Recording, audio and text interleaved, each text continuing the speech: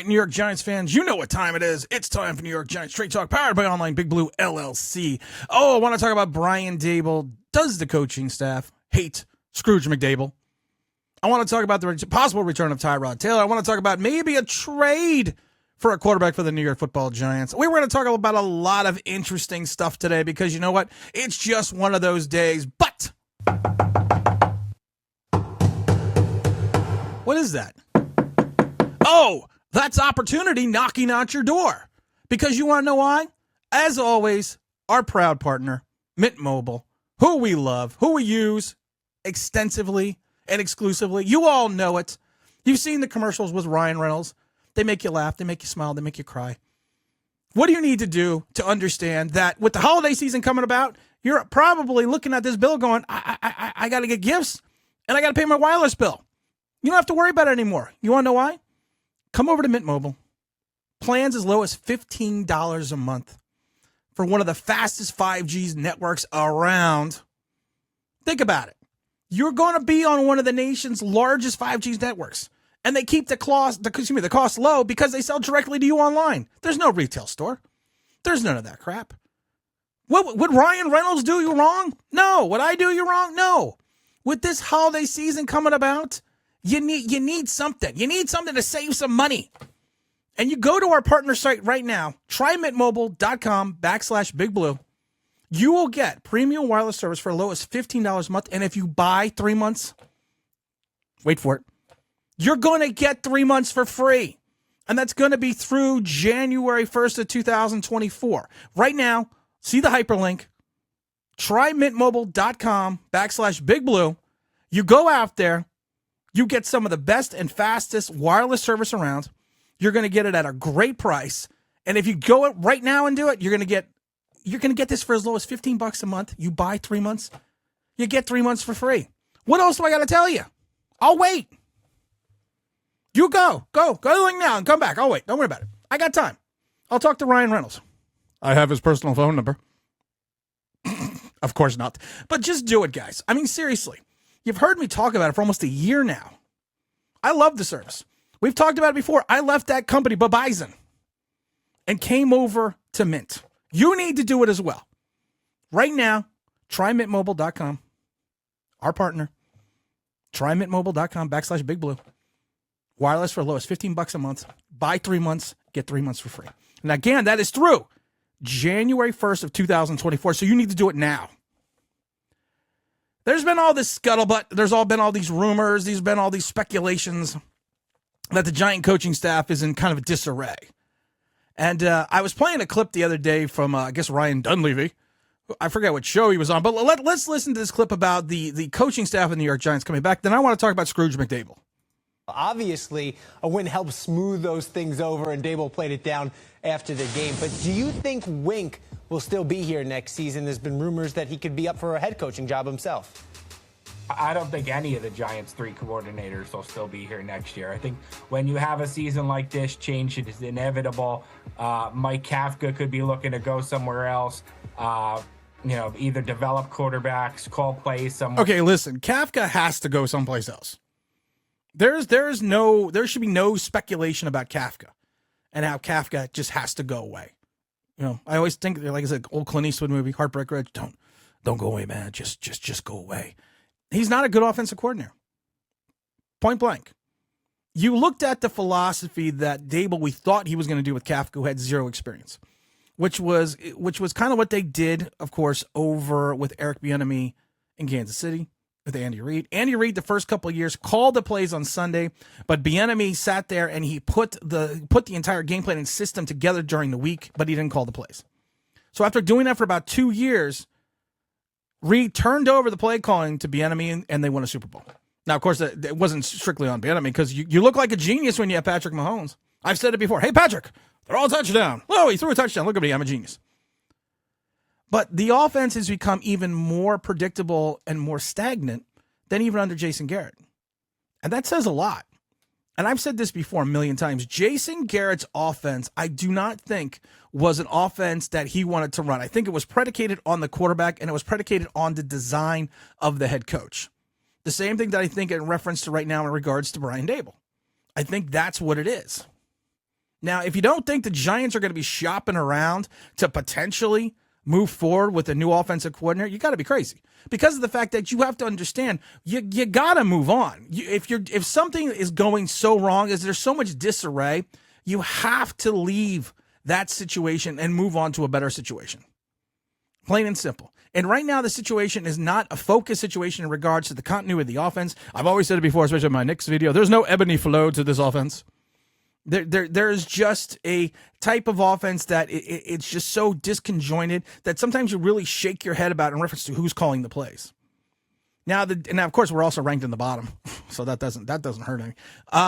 And Wink has been a strong personality since Baltimore. He got fired of that last year in Baltimore because of the fact that he ran a bad defense.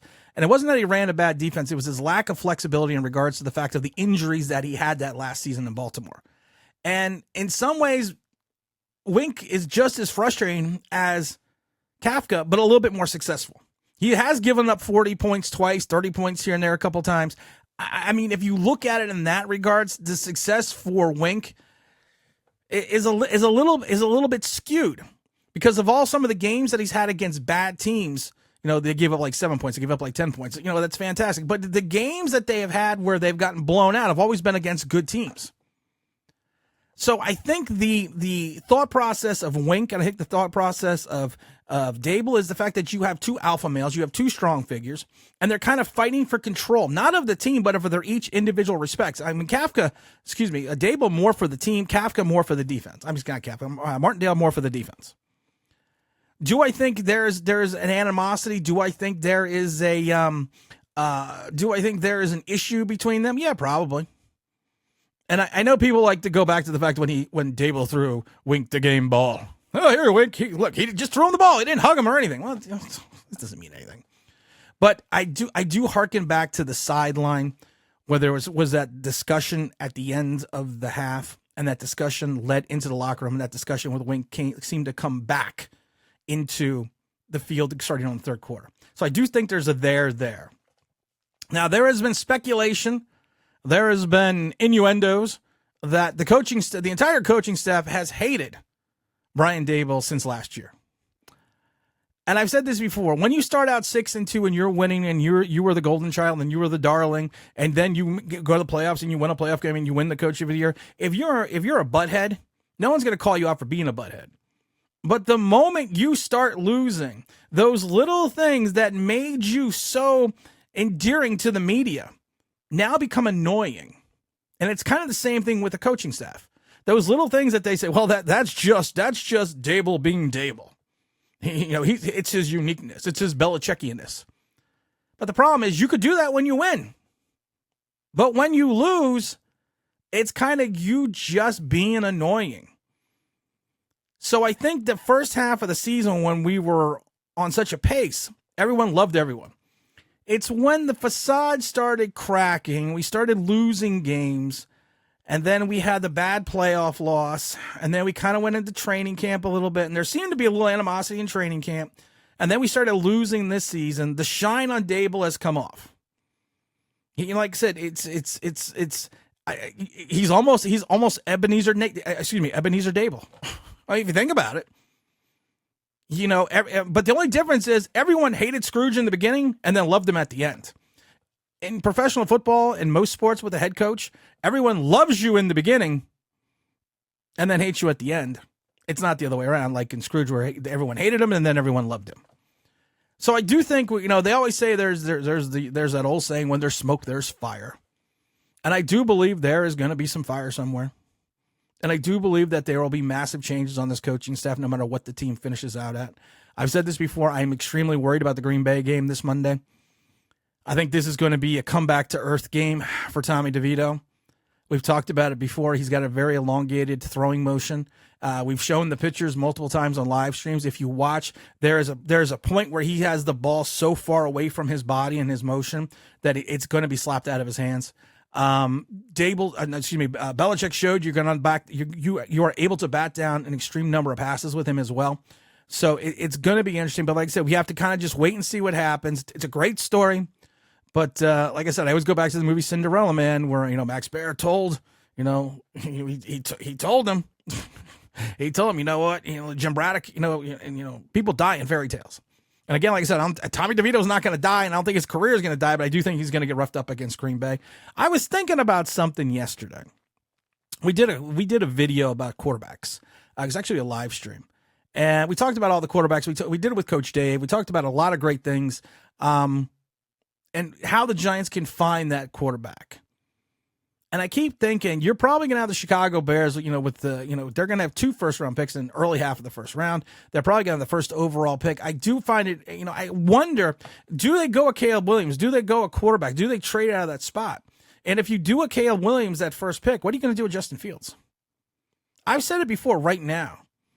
I would send a 3rd, maybe even a 6th, to Ryan Poles in Chicago and say, give us Justin Fields.